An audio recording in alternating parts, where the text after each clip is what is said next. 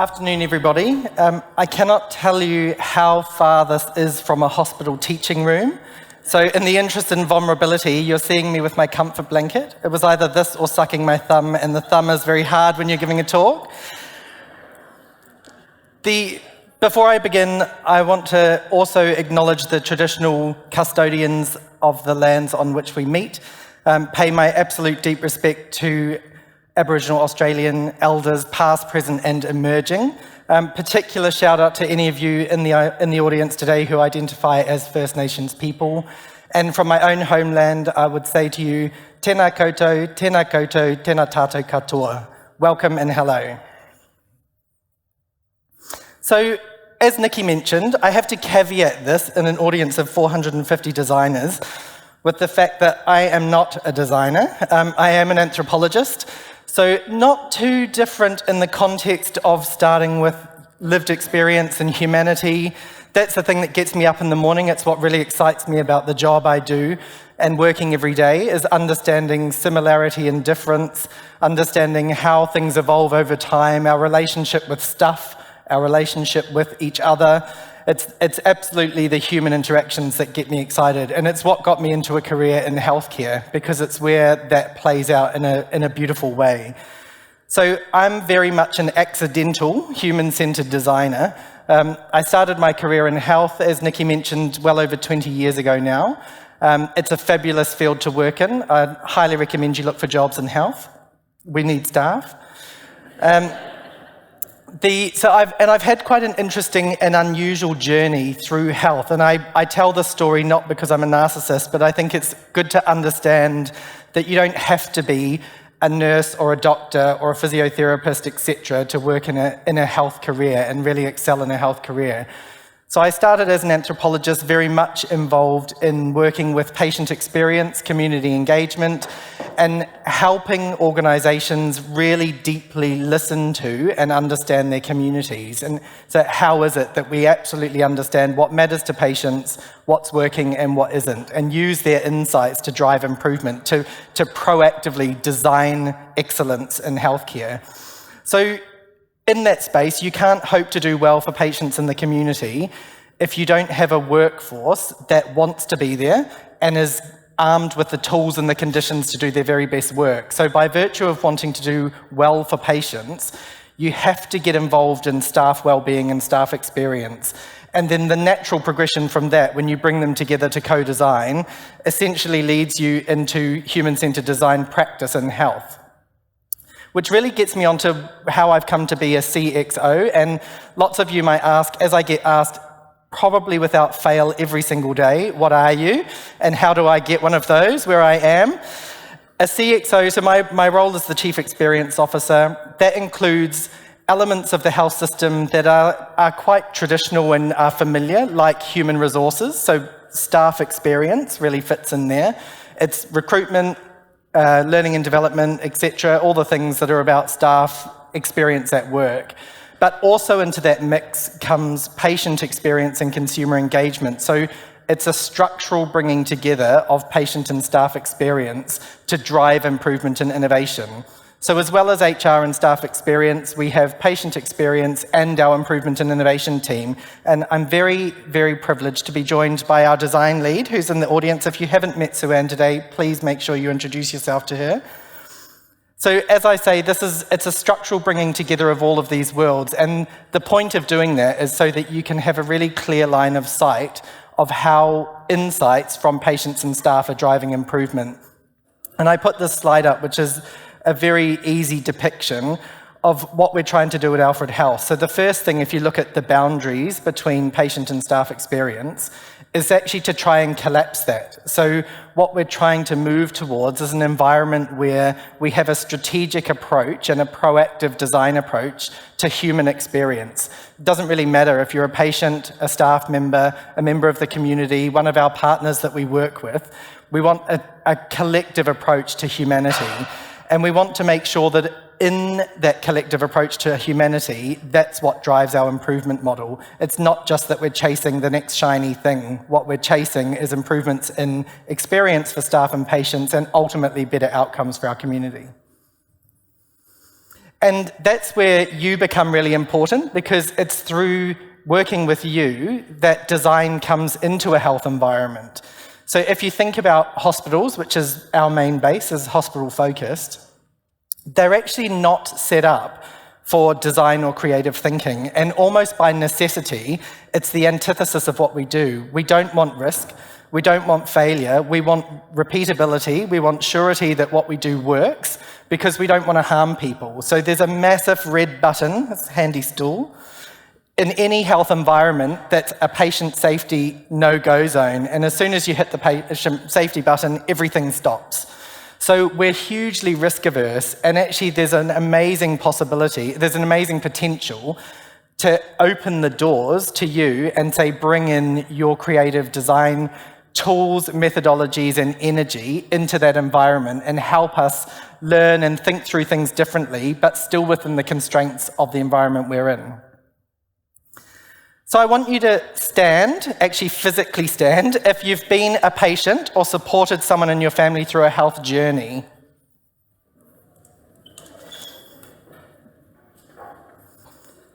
Those of you that are not standing, I would highly recommend you get a GP and at least have a medical check.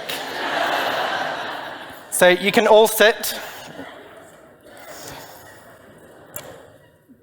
My reason for doing that is really, as much as I have imposter syndrome about being in the world of design, I'd like you to divest yourselves of your imposter syndrome about you may not be qualified to work in health. Every single one of you has been a patient, has had some sort of healthcare experience, or has supported a family member or a friend through some sort of health experience. So you're all equally qualified to work in health. The trouble is, it's really hard to get a foot in the door, and that's absolutely not lost on teams like ours. So we're all patients. We know that design thinking is totally applicable to healthcare, and actually if we don't allow the space for it, we're missing the huge potential to move to the next level and really think differently about what healthcare looks like. And it doesn't exist in the system, so it's incumbent on us to really open the doors for you to come in. And that's where teams like mine can help, by starting to think through what are the systems and the structures that just make it easier to get a foot in the door. One of the great things about that is the conditions are there in terms of what makes sort of satisfying, meaningful work. And I like to think through Aristotle's good life. You know, what makes a meaningful life? Lots of those conditions exist in health. You're doing public good. You've got connections with your teams, you've got the ability to learn technical skills and deploy them in your day job, all of those things that give us meaning in our day-to-day life. Those conditions exist in health, but it's often lost on us. We forget to pay attention to it. And I think that's where bringing designers in helps both designers tap into the good life, but also it helps health professionals really understand what they've got available to them and think differently about how they can deploy those different conditions. So once upon a time, health was described to me, which has really stuck in my brain, and this is in the context of allowing you in.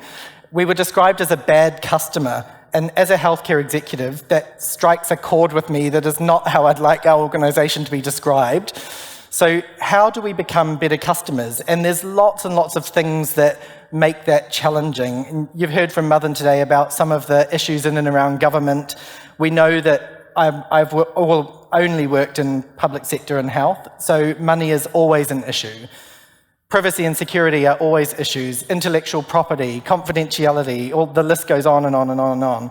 So how do we sort of account for those things and deal with them up front? Because then any of you that have tried to get contracts in public health will know it's a very arduous undertaking. Once you finally get a contract signed, then the deliverables were supposed to be done yesterday. So it's a really tough journey. So we're very much on a pathway to think, how do we make it much, much easier? Because when we get it right, the results are fabulous. And I wanted to talk you through a couple of examples that I've had the pleasure to be involved in my working life, and you've heard some really amazing examples from Leah this morning around what design and innovation in health can really look like. This is an example from New Zealand where I was working in a hospital as one of the directors there, and we worked with a local university's design school to set up what was called the integrated studio. And so this was an example of bringing design students, undergraduate design students, flowing through the hospital a couple of times a year. So this particular photo was the very first cohort of 12 students, some of whom had never stepped foot in a hospital in their lives.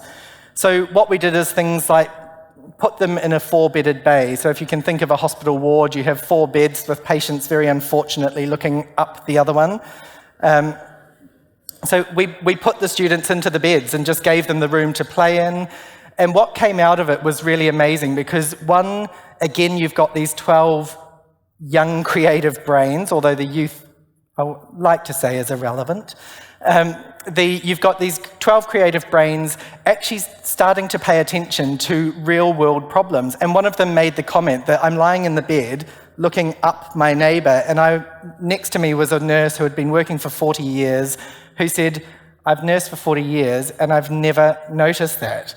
Of course it's uncomfortable, especially when you're looking up someone that's got a gown on.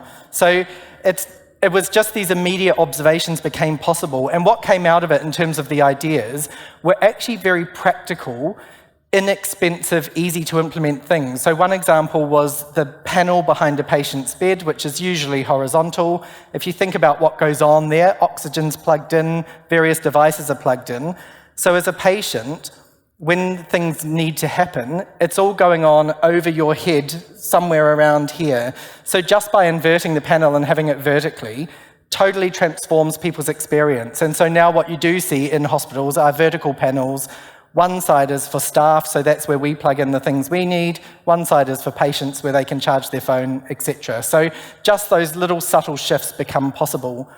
I've intentionally put a photo here because it's one of the things that really stood out for me. 2 of the students worked with us on a new hospital build. We were building a new surgical hospital. It was a square building with a light well in the middle. We weren't sure at the time whether humans would be allowed in the light well, so potentially was entirely dead space. And what they designed just to make it a bit more appealing, given that, as you can see, patient rooms were looking into this space, was this amazing light installation that had a piece of waved glass over the top to catch the rain and create movement, and then hanging from it was a series of wires and LED lights. And the way it was set up is that the lighting would respond to movement of people through space. So during the day, there'd be much more movement, much more pace, and at night the whole thing would slow right down and almost become like looking out onto twinkling stars. So really, really fabulous ideas that blew the minds of staff and made a fabulous experience for these students who were actually working in a live health environment. So that was an example of one avenue just to sort of create this flow of ideas and people through health. Where we are at the moment at Alfred Health, show of hands, anyone seen Alfred Hospital in South Yarra, Commercial Road? Some of you. So you'll all hopefully agree with me when I say it is not pretty. It's a giant orange monolith, that some of which was built after the First World War and literally only had patients moved out of it as a result of COVID. So it's not great. And on the ground floor of Alfred Health, we have what's called the Innovation and Education Hub, which in and of itself is an amazing feat of design. So you can see a couple of photos here. It's half an education space where we bring staff to do traditional style lecture education, but it's much more flexible now. So you can move walls, you can open it out, there's breakout spaces. We have what's called the moss room, a sort of low sensory room literally lined with moss and comfy chairs to sort of get a bit of deeper creative thinking going on. And then we have different innovation collaboration spaces. So even as you can see here, a picture of the cafe is designed for people to sort of collide and as a catalyst for ideas and innovation. So even the tables that you might sit at having a coffee, COVID allowing, is they're linked to the network. So you can sit there, suddenly bring up your work and have a little collaborative moment as opposed to just sit and have a coffee, although we do also like people to do that. So we have this now fabulous precinct in the hub. And one of the things that we're working on, because we're allowed people back into hospital environments somewhat, one of the things we've got to work on is how do we reactivate and bring this space to life? We've now got a physical home for design to happen and things to play out in. And what we really need to wrap around that is the service model that makes it possible. So we couldn't, for example, easily just invite you all in to come and have ideas because we don't have the structures in place to make the flow-on effects sort of solid and meaningful. So we've got the start though. We've certainly got a precinct, and even going there, it energizes people because it looks very different to the rest of the space. So there's definitely something to be said about the power of the physical environment. So I wanted to talk to you a little bit about how we might go about creating the space for design, particularly in an environment like healthcare, as I say, which is really risk averse and not naturally set up for it. The first thing is make it easy, and this is probably not going to be telling you anything you don't already know, but hopefully at least brings these things front of mind. Whatever we're designing has to be easier than the thing people are already doing. So we talk a lot in health about sort of fewer clicks, less paper, etc. But the key in terms of making it easy is that when you leave, it's got to be the sustained, easy way of doing things, because otherwise people will really naturally revert back to whatever they were doing before. So making it easy is the first tenet. The next thing is really doing what works and getting creative with the methods you use and the way you engage. One of the examples I give thinking about do what works is design sprints. So I would never even approach our staff and ask them to give me their full time for a week to do a design sprint or 2 weeks. It just is not going to happen. Sometimes you don't even have 90 minutes to 2 hours. So we have to think really creatively about our engagement methods as much as the tools that we use. One of the things that came out of the integrated studio, which I loved, was one of the students developed a whole series of thought provokers out of plasticine and took them to a nursing handover. So if you think about life on a ward, a whole team of nurses leaves at 3 o'clock in the afternoon, and half an hour before that, the new team comes in to hand over. You've got a half-hour window. So of that window, which is clinical handover of patient information, we might have 5 or 10 minutes to energize people, get ideas, grab their thoughts. So these little thought-provoking plasticine models actually worked really beautifully, that you could just go and capture things in the moment. So I think it's just about doing what works for people and meeting them where they are. Really key is bringing in your natural curiosity and enthusiasm.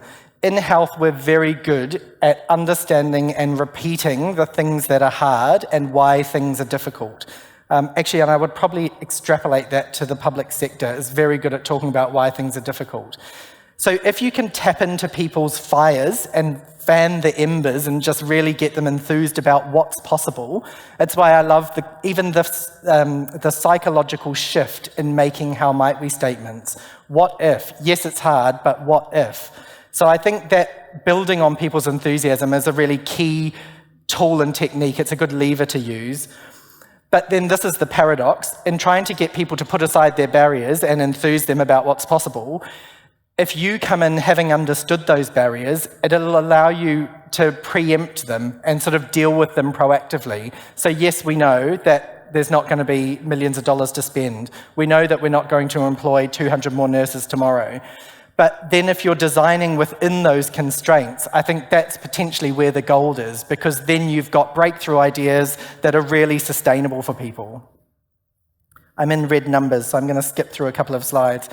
So this is our focus over the next 12 months. I just wanted to sort of talk to you again about how we're trying to make this much more possible in health. And firstly, it is about creating a really solid pipeline where designers like you can come into the organisation and there's a really robust structure and model around you to, one, make what you're doing safe from our perspective, and also within the scaffolding and the constraints of health, allow you the freedom just to get creative and think about new ways of doing things or new products, services, experiences, etc. The other thing that we're doing as we develop that pipeline is we want to think about the different opportunities that exist. So thinking about our recruiting practices is a really interesting point in the previous talk, because again, it's in the short term, I know that I'm not going to be able to recruit a massive team of designers, but what we can start thinking about is how do we look at models like the integrated studio and have this natural flow of people that don't have to be on our staff. So how do we let students in? How do we let designers in or startups? We've got the hub, so I would have no qualms about renting space to health tech startups or other companies that want to come and do great work. So for us, it's really thinking about how do we open the doors to Alfred Health and really say to any interested parties, if you've got products, services, ideas, designs that are going to positively impact our staff or our patients and community, then come and do them here. That's really what we're aiming for. In my last few minutes, I just wanted to talk about, again, tapping into some of the common platforms that make design really powerful and to help give you a really solid starting point, particularly if you're interested in designing in health environments. I deliberately talk about compassion in health, and anyone that knows me will know that this is a complete soapbox issue for me about how do we sustain compassion for ourselves so that we can sustain compassion towards other people. And that's a really important point in health. If you think about how brutal it has been for the health workforce globally over the last 2.5 years, self-compassion is really, really important right now. Not that it ever hasn't been, but we've got a burning platform. So we're really interested in techniques to help people care for themselves and actually give people the permission to sustain their own compassion.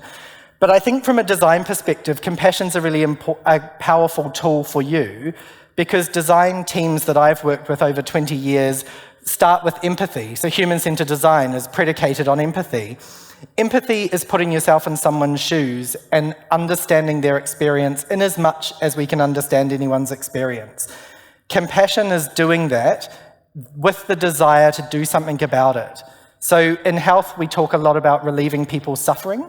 Empathizing is understanding the suffering. Listen to patients, listen to staff, hear what matters. Compassion is then doing something to relieve that suffering and co-designing solutions with people so that we know and they can show us the evidence that they're actually getting better experience and outcomes as we go. So I deliberately wanted to just put this here as a fresh word for you, not that it's fresh in our vernacular, but I think as a design concept, compassion is a really powerful tool. Certainly in a health environment, no one's going to argue with you that compassion is something we'd love to see more of. So it gives you a really good leveler and positive lever to work with.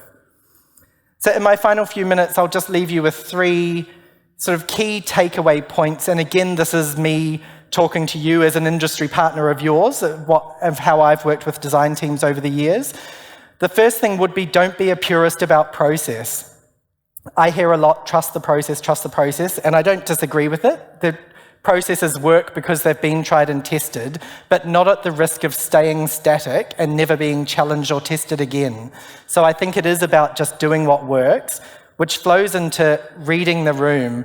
So I've been involved in lots of design processes where you can sort of see people fading over time, and actually that's the moment to pivot, capture them again, because the risk is that you put them off design processes as much as the outcome you were trying to do in the moment.